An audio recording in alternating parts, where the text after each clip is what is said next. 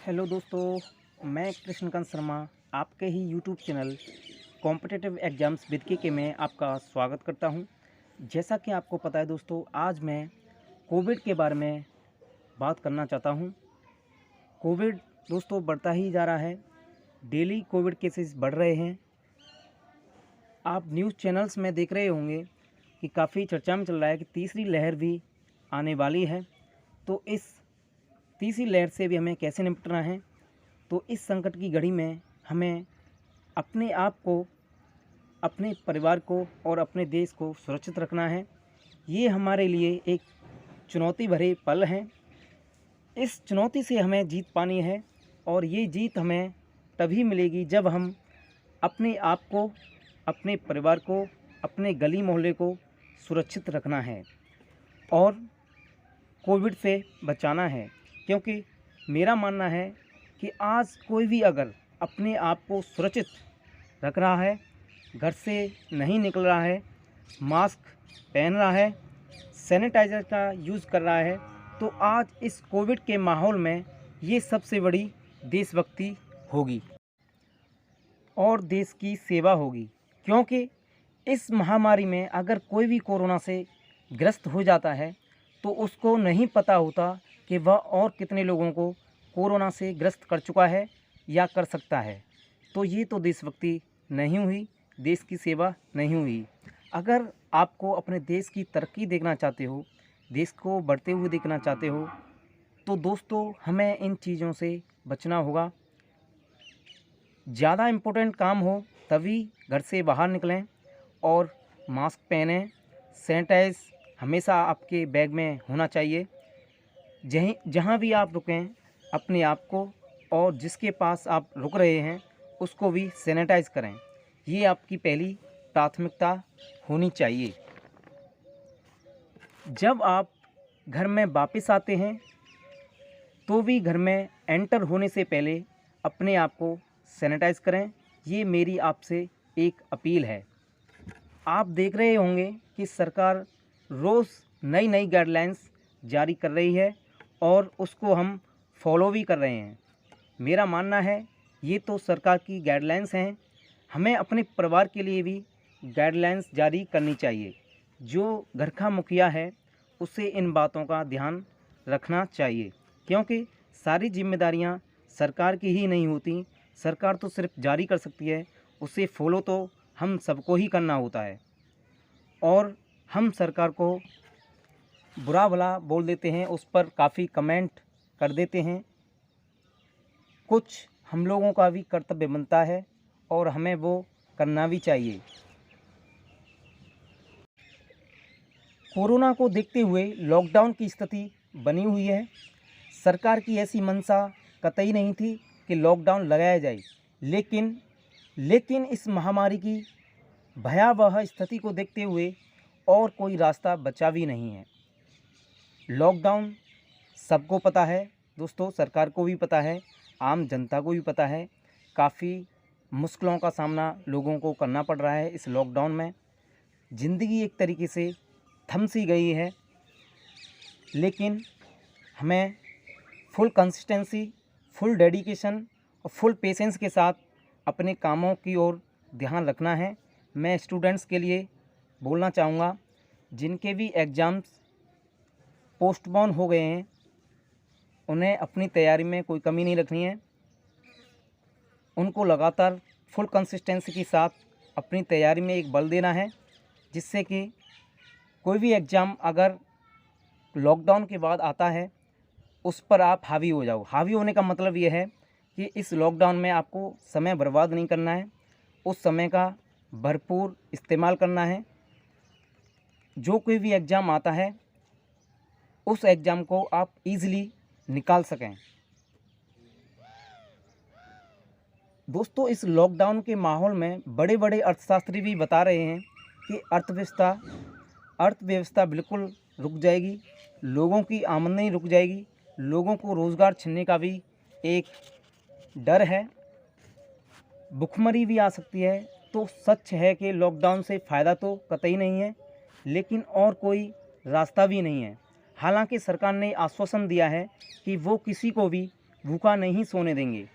Ration का पूरा भंडार है, पहले भी उन्होंने 6 महीने राशन दिया था। काफ़ी लोग पीएम केयर्स फंड में धनराशि पहुंचा रहे हैं, गवर्नमेंट की सहायता कर रहे हैं, लोगों की सहायता कर रहे हैं, जिससे जितना बन रहा है सब अपने हिसाब से देश को सहायता पहुंचा रहे हैं।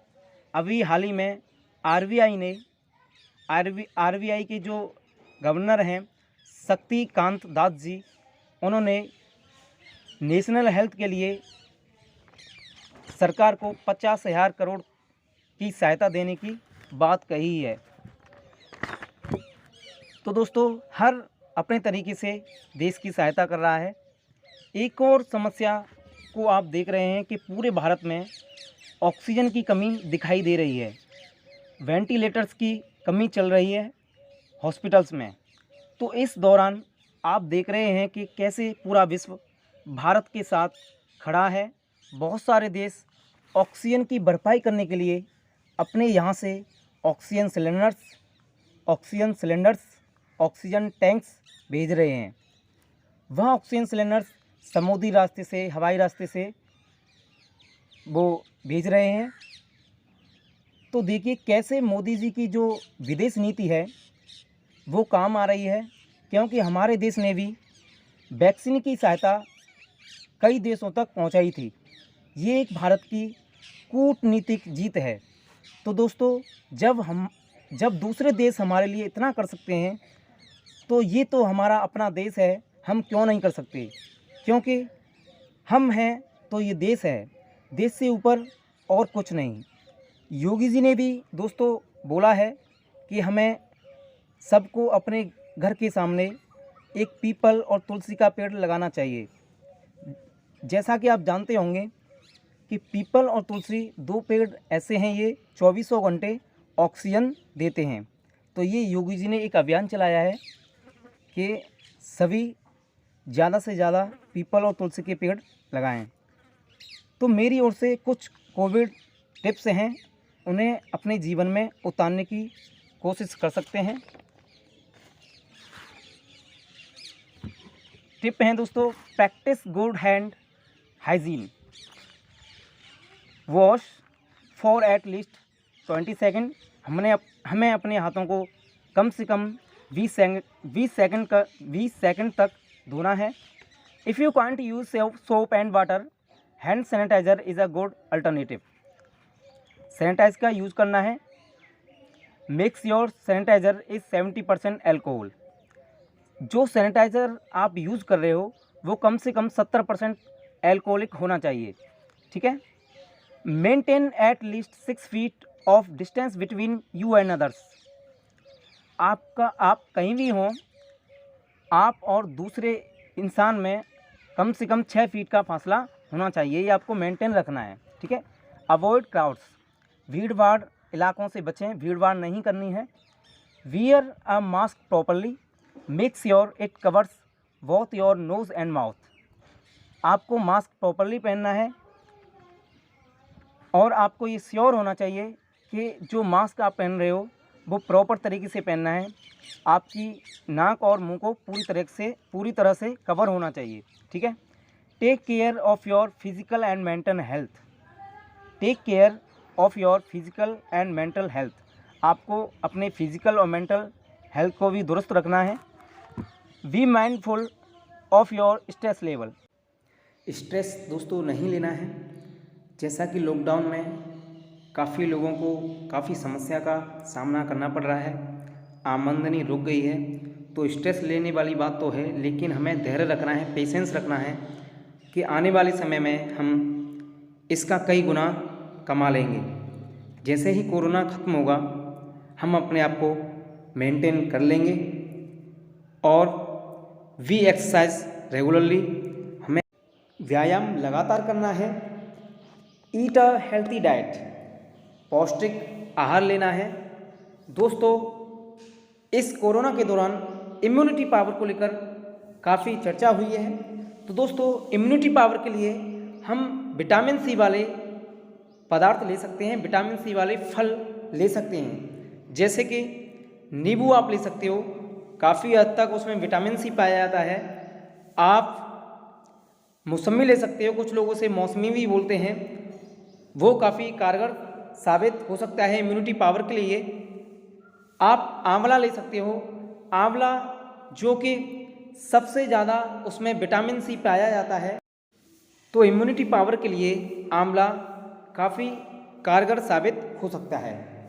तो दोस्तों ये कुछ टिप्स थी मेरे द्वारा आपके लिए, आप इसको अपनी ज़िंदगी में उतार सकते हैं और इन चीज़ों को फॉलो कर सकते हैं। एक बार फिर मैं आपको बताना चाहूँगा कि मास्क पहनें, घर से बाहर न निकलें, सैनिटाइज का यूज़ करें, सोशल डिस्टेंसिंग का पालन करें।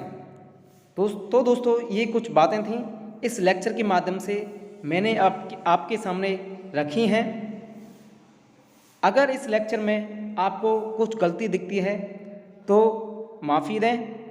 अगर आपको यह लेक्चर अच्छा लगता है तो लाइक करें, शेयर करें, और अगर आपको ये लेक्चर पसंद नहीं आता है तो इग्नोर करें। धन्यवाद।